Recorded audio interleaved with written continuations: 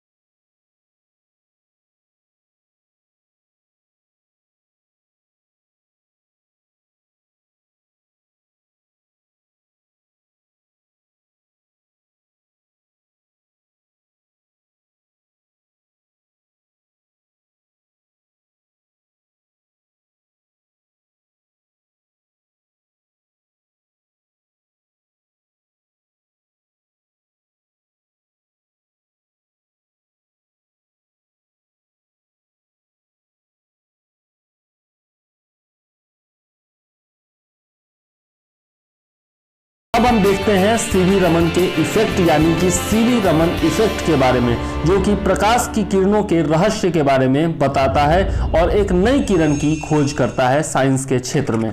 यह दोस्तों 1921 का वो टाइम था जब सीवी रमन इंग्लैंड से भारत की ओर लौट रहे थे।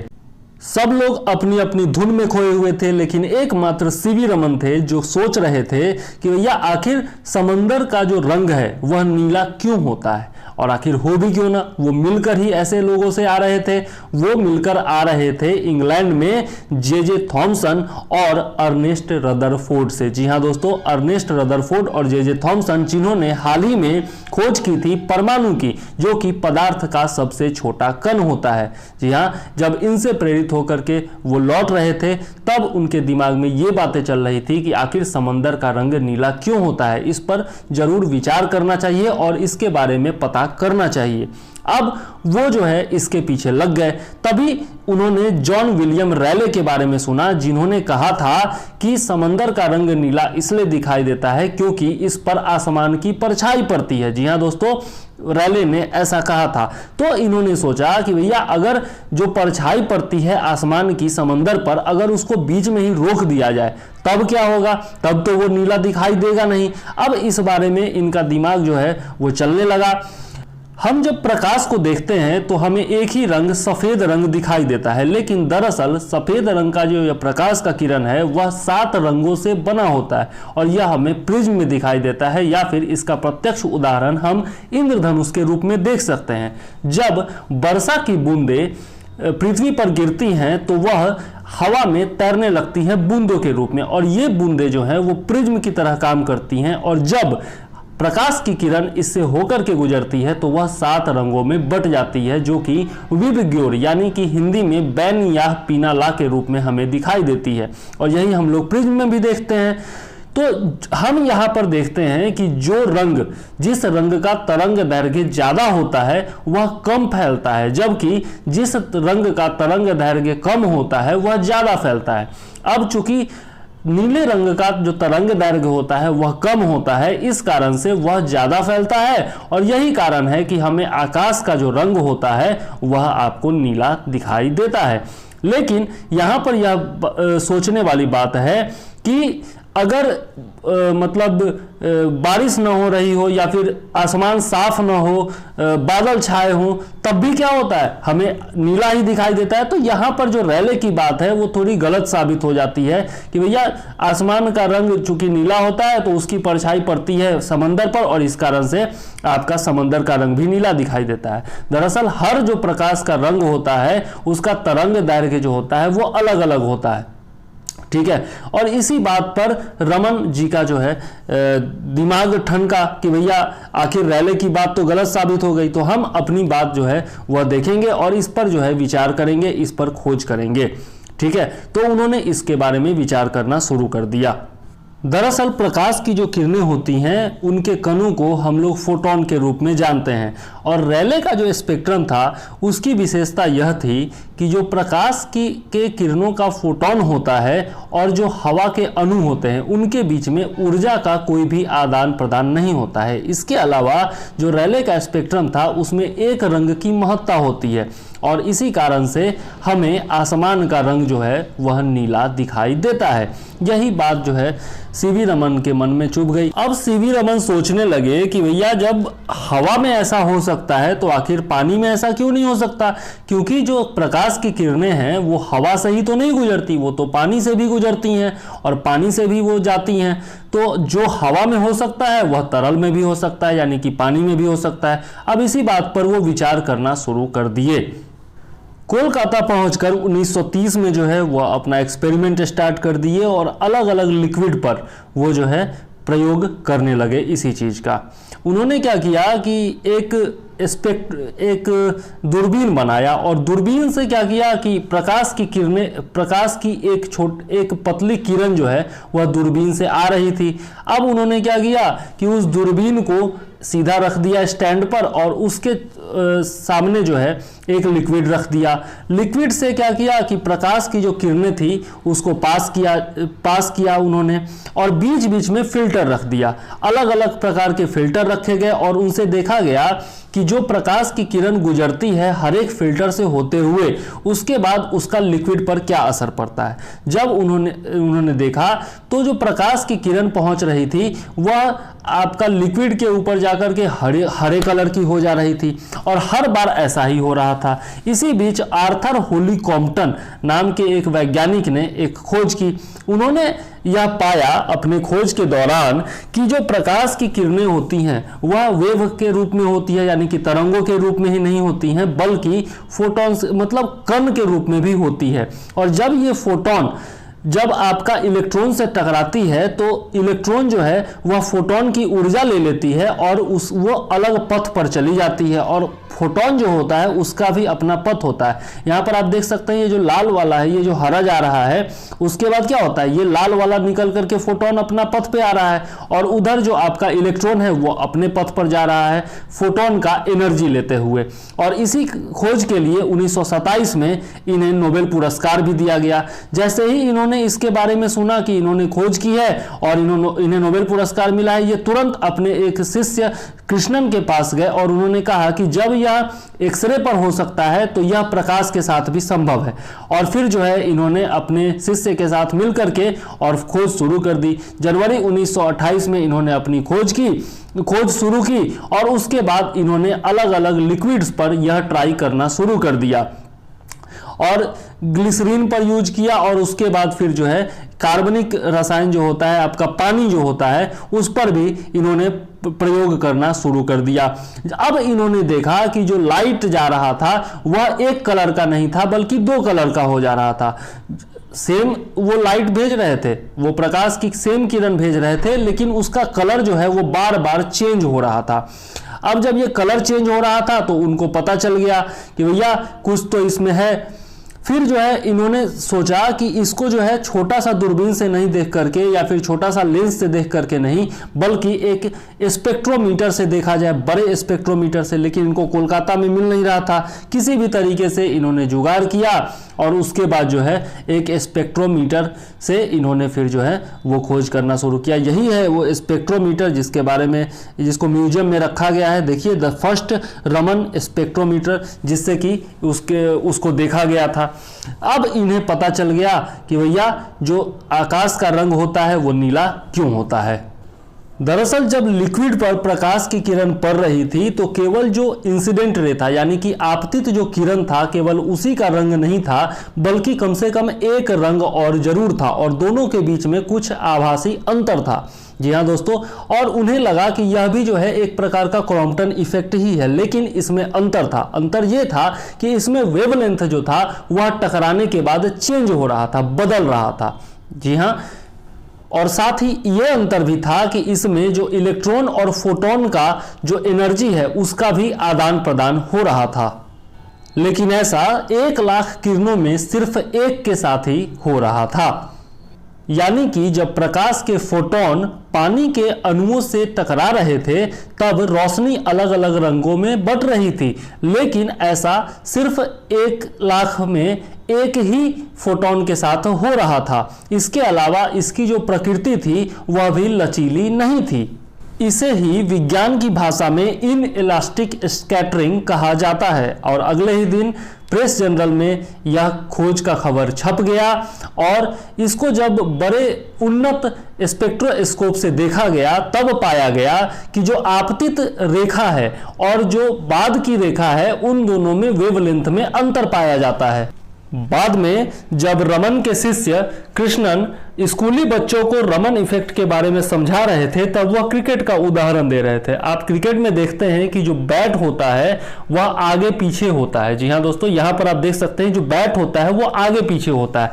जब बैट पीछे होता है तब बॉल जब टकरा करके वहां से जाती है तो उसकी गति उतनी ज्यादा नहीं होती है जितनी कि जब बैट आगे होता है तब उसकी गति होती है। जब आप क्रिकेट खेलते हैं तो आप समझ सकते हैं। यहाँ पर वही हम देखते हैं कि जब फोटोन टकराता है आपका इलेक्ट्रॉन के साथ, तब यदि उसके आमने सामने टकराता है तब उसमें एनर्जी ज़्यादा होती है, ठीक है, और जब वह आमने सामने नहीं टकराता है तब उसमें एनर्जी कम होती है। यदि आमने सामने टकराएगा तब जो है उसके वेवलेंथ में ज़्यादा बदलाव होगा, अगर आमने सामने नहीं टकराएगा तो उसके वेवलेंथ में कम बदलाव बदलाव होगा। और यही कारण है कि आपका जो प्रकाश है वो अलग अलग रंगों में हमें दिखाई देता है, और जो आसमान है, आसमान का रंग है या समंदर का रंग है, वह किस प्रकार से नीला दिखाई देता है यह हम लोग आप समझ गए होंगे। इसी को रमन प्रभाव कहा जाता है। 1930 में इसी खोज के लिए इन्हें सीवी रमन को दिया गया था नोबेल पुरस्कार। 28 फरवरी 1928 को उन्होंने यह खोज की थी और इसीलिए विज्ञान दिवस के रूप में इसे मनाया जाता है। वैसे विज्ञान की भाषा में समझे तो रमन प्रभाव के अनुसार प्रकाश की प्रकृति और स्वभाव में तब परिवर्तन होता है जब वह किसी पारदर्शी माध्यम से गुजरता है। यह माध्यम ठोस, द्रव और गैसीय कुछ भी हो सकता है। यह घटना तब घटती है जब माध्यम के अणु प्रकाश ऊर्जा के कणों को प्रकीर्णित कर देते हैं, यानी कि स्कैटर्ड कर देते हैं। स्कैटरिंग को हिंदी में प्रकीर्णन कहा जाता है और इसी के कारण से हमें अलग अलग घटनाएं दिखाई देती हैं। लंदन में चल रही भारतीय विज्ञान के 5000 वर्षों के सफर पर केंद्रित प्रदर्शनी में भी रमन प्रभाव की खोज के दौरान सर सीवी रमन द्वारा उपयोग किए गए यंत्रों को प्रदर्शित किया गया है। तो इससे आप उनके महत्व को समझ सकते हैं। रमन प्रभाव का उपयोग आज भी विविध वैज्ञानिक क्षेत्रों में किया जा रहा है। भारत से अंतरिक्ष मिशन चंद्रयान ने चांद पर पानी होने की घोषणा की तो इसके पीछे भी रमन स्पेक्ट्रोस्कोपी का ही कमाल था। तो आप सोच सकते हैं कि रमन स्पेक्ट्रोस्कोपी का उपयोग जो है वह अंतरिक्ष में किए जाने वाले खोजों में भी आजकल किया जा रहा है। इसके अलावा यदि देखें तो फोरेंसिक साइंस में रमन प्रभाव का खासा उपयोग हो रहा है और यह पता लगाना आसान हो गया है कि कौन सी घटना कब और कैसे हुई थी। दरअसल जब खास तरंग दैर्घ्य वाली लेजर बीम किसी चीज पर पड़ती है तो ज्यादातर प्रकाश का तरंग दैर्घ्य एक ही जैसा होता है, लेकिन 1000 में एक ही तरंग दैर्घ्य में परिवर्तन होता है। जैसा हम लोगों ने देखा था, उस प्रयोग में देखा था कि लाखों में एकमात्र फोटोन होता है जिसमें परिवर्तन होता है, या फिर जो टकरा करके अपना वेवलेंथ चेंज करता है या फिर ऊर्जा का आदान प्रदान करता है। तो इस परिवर्तन को स्कैनर की मदद से ग्राफ के रूप में रिकॉर्ड कर लिया जाता है जो अलग अलग रंगों के रूप में दिखाई देता है और उस रंग को देख करके हम लोग पहचान पाते हैं। इसके अलावा यदि देखें तो स्कैनर में विभिन्न वस्तुओं के ग्राफ का एक डाटाबेस होता है। हर वस्तु का अपना ग्राफ होता है।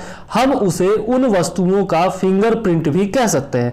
जब स्कैनर किसी वस्तु से लगाया जाता है तो उसका भी ग्राफ बन जाता है और फिर स्कैनर अपने डाटाबेस से उस ग्राफ की तुलना करता है और पता लगा लेता है कि वस्तु कौन सी है।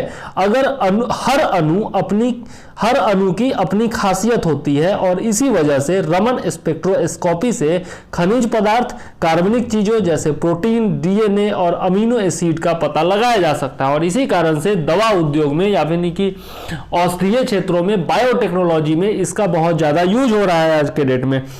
अब जैसा हम लोगों ने प्रयोग में देखा था कि अलग अलग चीजों से टकराने के बाद जो वेवलेंथ है वो अलग अलग रूपों में बदलती है। अब हर चीज का अगर एक डाटाबेस हो पहले से ही कि किस प्रकार से उसका वेवलेंथ बदलेगा, किस प्रकार का प्रभाव उस पर पड़ेगा, तो डाटाबेस से मैच करके और हम पता लगा सकते हैं कि आखिर वस्तु क्या है ना। इस प्रकार से स्कैन किया जाता है अलग अलग चीजों को। सीवी रमन ने जब यह खोज की थी तो उस समय काफी बड़े और पुराने किस्म के यंत्र हुआ करते थे।